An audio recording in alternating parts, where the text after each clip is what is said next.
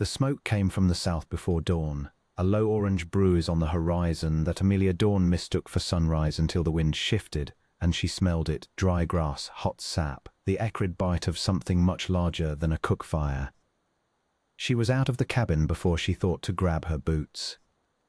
The homestead sat on a shallow bench of prairie land above Kettle Creek, 4 miles from the nearest neighbor. Her husband, Thomas, had gone to Granger Wells 3 days ago for seed and harness parts, and had not come back. Thomas made reasons to be away. But she was alone, and the fire line stretching the full width of the south horizon was not a thing that waited for a man to come home. Amelia pulled her boots on at the door and ran to the well. She had 2 buckets. The cabin walls were cottonwood daub, and the sod roof had dried to tinder in the summer heat. She wet the east-facing wall and the roof edge closest to the wind and went back for more. But the second time she looked south, the fire line had moved. In the time it took her to haul and climb and pour, the orange bruise had become a wall, a rolling, crackling wall of flame and black smoke 1/2 mile wide, pushing north with the wind behind it at a dead run. There was no fighting it. There was no outrunning it on foot. She had a horse, one. The bay gelding Thomas kept was in the shed, and Amelia had never been easy on horseback. She was a walker, a digger, a woman who built things with her hands. But she threw the bridle on him anyway, grabbed nothing else, and swung up bareback with her nightdress tucked under her knees and her heart slamming against her ribs. The gelding did not need urging. He could smell it too. They went north at a flat run, and Amelia leaned low over his neck and prayed the fire would spend itself on the dry grass behind her and not jump the creek. The sky behind her had gone the color of hammered copper. The smoke rolled over them, and the gelding stumbled on something in the tall grass, a prairie dog mound, a stone she never knew, and Amelia went over his shoulder and hit the ground hard, left side first, the breath driven clean out her. She lay still for one awful moment, listening to the gelding's hooves retreating north without her. Then the heat on her back told her she could not stay still. She got to her feet. Her left arm hung wrong, and every breath was a knife under her ribs. But she walked north into the smoke, one hand over her nose and mouth, eyes streaming.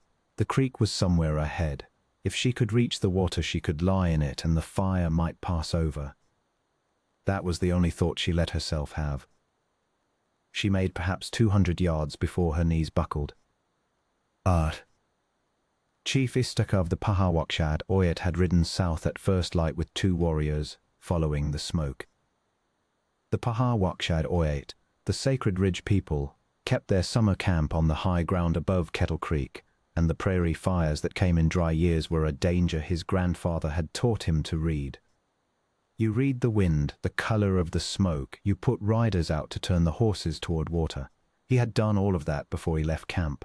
The horses were moved. His people were safe.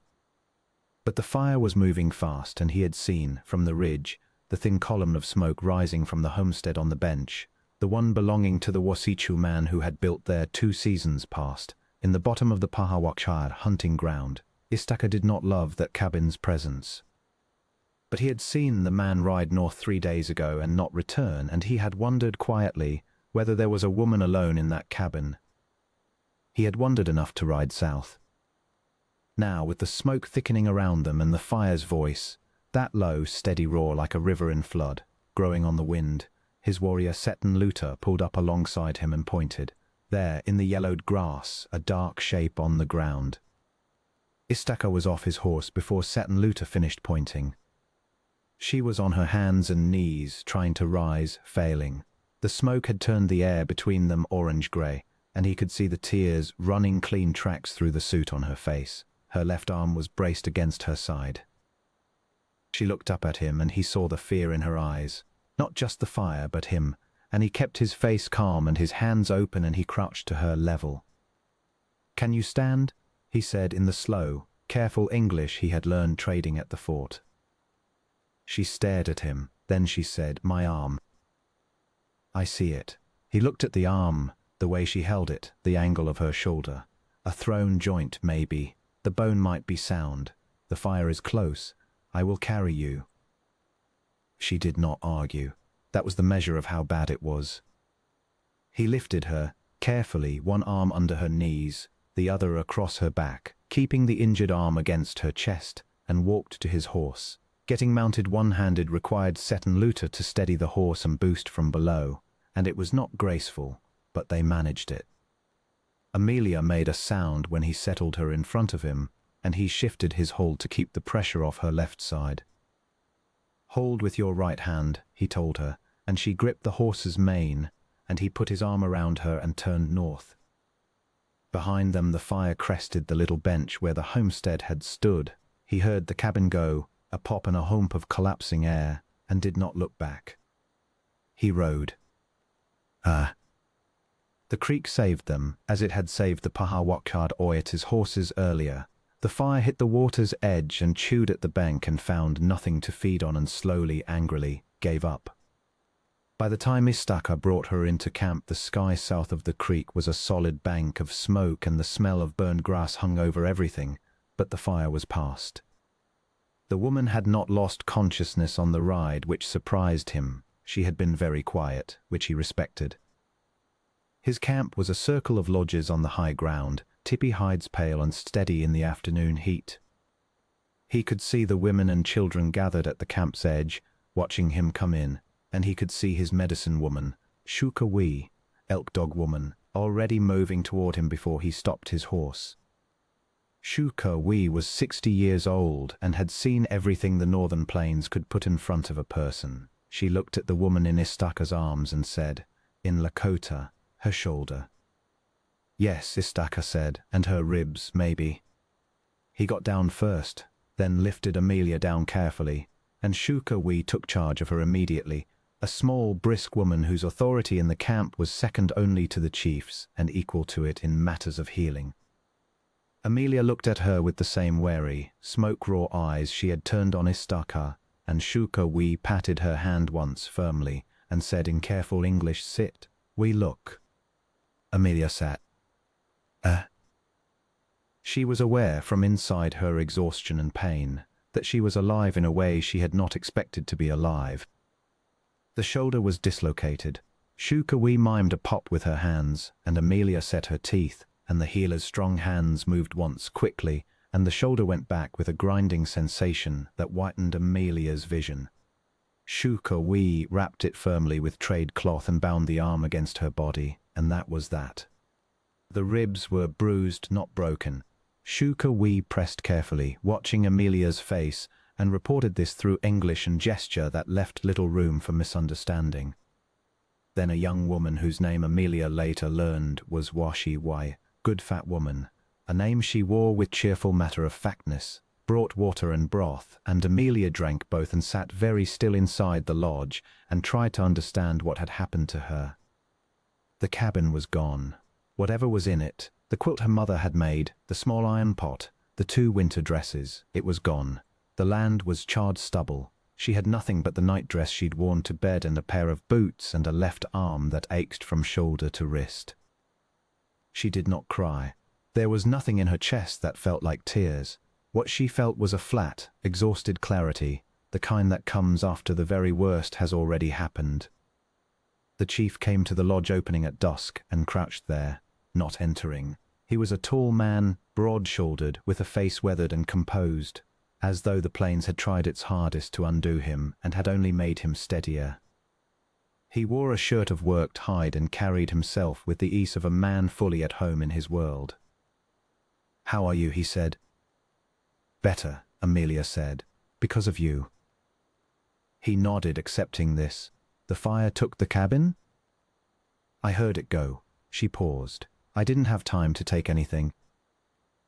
"That is usually how fire works," he said without cruelty. "Just a statement of how the world was. You will stay here tonight. Tomorrow we will talk." She looked at him. I have nowhere to go." He considered this. "Then we will talk tomorrow," he said again, and left her to the lodge. Tomorrow came with clear sky and the smell of ash on the south wind. Istaka had been thinking since the ride back about the woman, the burned homestead, what came next. The man who had built there was gone. The cabin was ash. The woman was alone in a way that was not temporary. He had seen it in her face the evening before, not the panic of someone whose husband was merely delayed, but the flat stillness of someone who had run the numbers and found them wanting long before the fire came. He spoke to Shuka Wee about it first, because Shuka Wee understood people the way healers do. She had been watching Amelia Dorn since the night before and had formed opinions. She works hard, Shuka Wee said, in Lakota. You can see it in her hands. She is not afraid of labor. She is afraid of us, Istaka said. She is less so now, that is fast.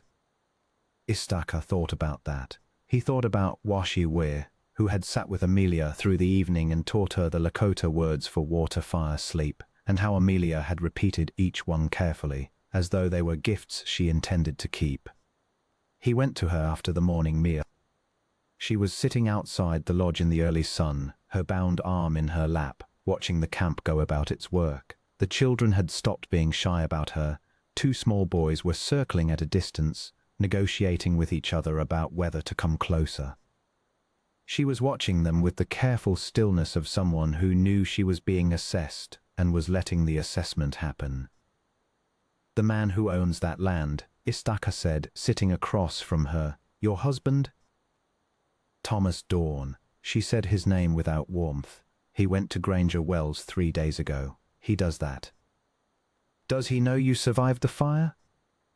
He doesn't know there was a fire yet. She looked south, toward the smoke-flat horizon. When he comes back and finds the homestead gone, he may not come looking. Istaka looked at her steadily. There was a great deal in those 2 sentences, and she had placed them there carefully, with full awareness of what they contained. You have family elsewhere? A sister in Ohio. I haven't written to her in 2 years. She paused. Thomas didn't like letters going out. Istaka let that sit. He understood the shape of things now. You could stay, he said. Among my people, there is room and there is work, and Shuka Wee says your arm will heal well. You would not be a burden, you would be a guest. And then, if you chose more than a guest, he kept his voice level, that would be your choice, entirely yours. Amelia was quiet for a long moment. One of the small boys had come close enough to peer at her boot buckles, looked up at her and ran back to his friend, apparently satisfied. What would more than a guest mean? She said carefully. Istaka did not look away. It would mean a place among us, a name in this band, a woman whom this camp claims and protects. He paused. It might mean more than that, if you wished it. But that is a different conversation, and it would be some time from now. She looked at him. He did not fill the silence, and she seemed to appreciate that. I don't know your customs, she said at last. You would learn them, as I have learned yours, imperfectly and over years. That surprised a small sound from her that was almost a laugh. Imperfectly, she repeated. The English word for what you have just been through, Istaka said, is not in my vocabulary. But the idea is, he touched his own chest briefly. Everything burned. What remains is what you carry inside. Amelia was quiet again. The south wind brought ash and the smell of scorched grass. Somewhere in the camp a woman was singing low, a working song, rhythmic and steady. I'll stay, Amelia said, for now, and I'll work for what I eat. We do not keep accounts like that, Istaka said, but work is welcome. There. She stayed. The arm healed in 2 weeks, faster than Shuka Wee expected and exactly as fast as Amelia's stubbornness demanded. She had the bind off before the healer approved and was carrying water and scraping hides alongside the camp's women by the end of the first week, working one-armed with a focused competence that earned her more ground than 10 words of Lakota would have. Washi Wee became her closest companion, patient, funny, unimpressed by Amelia's early mistakes and generous with correction. She was learning, the camp was learning her back. Istaka watched from a careful distance, as a man of his position had to. He had spoken plainly and she had heard him plainly, and what came after had to grow at its own rate. He'd not press. He did, however, find reasons to be where she was, answering her questions about the horses, which she had begun to take a quiet interest in, and about the trail south and what was left of her homestead. He rode out with her 3 weeks after the fire to look at what remained. There was very little. The cabin's stone chimney stood alone in a square of ash and charred timber. The well was intact. The land itself would green again. Prairie fires left the roots alive, and in a season the grass would come back as thick as ever. But there was nothing to rebuild with and nothing to rebuild toward, and she stood in the ash and looked at it for a long time, and Istaka stood beside her and said nothing, because there was nothing useful to say. "I used to think this was mine," she said at last. "Did that feel true?" She considered. "No," she admitted, "not even when we built it." He did not say anything about whose land it had been before the Dorns arrived.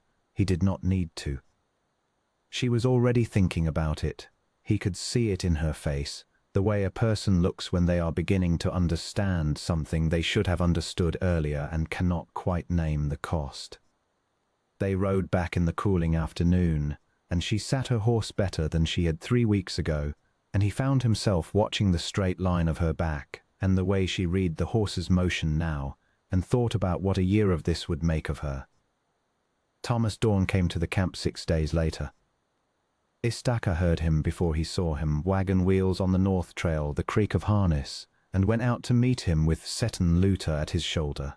Dorn was a thick-set man with a drinker's face, and the kind of eyes that moved over everything looking for what it was worth. He saw Istaka and pulled his team up short. "I'm looking for my wife," Dorn said. He said it the way a man announces a right. "She is here," Istaka said. "She is well. The fire took your homestead." Dorn's jaw worked. He looked past Istaka toward the camp, looking for her, and Istaka did not move out of his line of sight. "I'll take her home," Dorn said. "There is no home to take her to," Istaka said, "and the choice of where she goes is hers." That word, hers, landed on Dorn like a stone. He looked at Istaka with open contempt, and then Amelia came out of the camp and stood beside Istaka, and Dorn looked at her, and she looked back at him with that flat, clear-eyed steadiness that Istaka had come to recognize as her particular brand of courage. "Amelia," Dorn said, "get in the wagon." "No," Amelia said. The silence that followed was the kind that has weight. Dorn's hands tightened on the reins. Seton Luta was very still at Istaka's right side, his presence a quiet statement. "You can't stay with," Dorn began. "I can," Amelia said. I have made that choice, Thomas. I'd like you to go." Dorn looked from her to Istaka and back again. There was a calculation running behind his eyes, weighing what he could take against what he could not, and Istaka met his gaze without expression, and Seton Luta did the same, and the camp behind them was visible and awake and present. Dorn looked at his horses. "You'll regret it," he said, to no one in particular, and turned the wagon around. Istaka waited until the wagon was out of sight before he let out a slow breath. Amelia was standing very straight, her arms at her sides, the recovered left arm a little stiff still in the morning air. She did not look at Istaka immediately. She was watching the dust of the wagon south, as though making sure of it. Then she turned. "Thank you," she said, "for standing there." "You did the standing," he said. "I merely stood beside you." She held his gaze for a moment and then looked away, and a small color came into her face. It was the first time he had seen that, and he filed it away carefully, the way a man keeps something he intends to return to. The summer deepened. Amelia Dorn, she kept her name because it was hers, settled into the work and the rhythms of the Pahar Wakchad Oyet with a practicality that the camp respected and a curiosity that they found more endearing than she knew. Shuka Wee taught her to read the signs of the weather, the way the plains people read them, the color of the sky at evening, the behavior of the horses before a storm. She was a quick student when she decided a thing was worth learning. She wrote to her sister in Ohio. Istaka had a man who could carry a letter to the trading post, and she wrote 2 pages in a careful hand and did not tell him what she had written, but he saw the set of her shoulders when she handed it over, the set of a person putting down something heavy. It was a Tuesday in late summer. the plains gold and full-voiced with insects, when she found him by the horse herd and said, without preamble, "You said there might be more than being a guest, when you thought the time was right to speak of it." He turned from the horses and looked at her. The sun was behind her and she was squinting against it, which gave her an expression of severe concentration that was entirely her own. "I remember," he said. "I'm saying the time might be right," she said, "if you still mean it."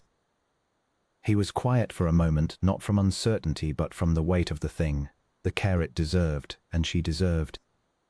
"I mean it," he said. She nodded once, briskly, as though they had settled a piece of work. Then the severity softened just slightly at the corners, and she said, "Then I suppose I have more to learn." "You learn quickly," he said. "I had to," she said. "That tends to make a person good at it." He thought of her, that first morning, kneeling in the smoke-thick grass, trying to rise, choosing to rise, and he thought that this was true in more ways than she meant. The fire had taken the cabin and the man who had kept her small, and she had walked through the smoke and found, on the other side of it, a place and a people who saw what she was. The evening that followed was quiet and full of ordinary things, the smell of cook fire, the sound of the camp settling, the horses moving in the long grass. Washi said something to Amelia across the fire that made her laugh, a genuine laugh, unpracticed and warm, and Shuka looked at Istaka from across the circle with the expression of a woman who has known for some time how a thing would end and is politely refraining from saying so. He looked back at her and then at Amelia, who was still laughing at something Washi had said, her face open to the firelight, and thought that the fire had burned the wrong thing down. It had burned down the walls. What was left was her and this, and the wide plains going gold in every direction, and a life that was only beginning.